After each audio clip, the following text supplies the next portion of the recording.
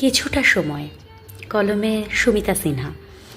কোনো এক গধূলি বেলায় যেমন করে প্রণয়ের অন্তরালে থাকা নীরব হৃদয়ের নদীতে ভেসে চলা ছোট্ট পানসিটা ডাঙায় বেঁধেছিল একদিন নির্দ্বিধায়, ঠিক তেমনি করে পারবে তো আমার হাতটা ধরে রাখতে তোমার ওই দক্ষিণ বাহুর সান্নিধ্যে? আমি যখন বুড়ো হব পারবে তো অমন করে আমার শরীরের নীরব এলোমেলো হয়ে যাওয়া ভাষাগুলোর ভাষা বুঝে নিতে?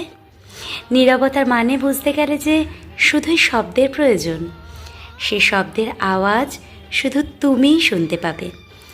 আমি ডুবে যাওয়া সূর্যটা থেকে একটুখানি রং চুরি করে আনব, তুমি আমি একসাথে ভিজবো বলে।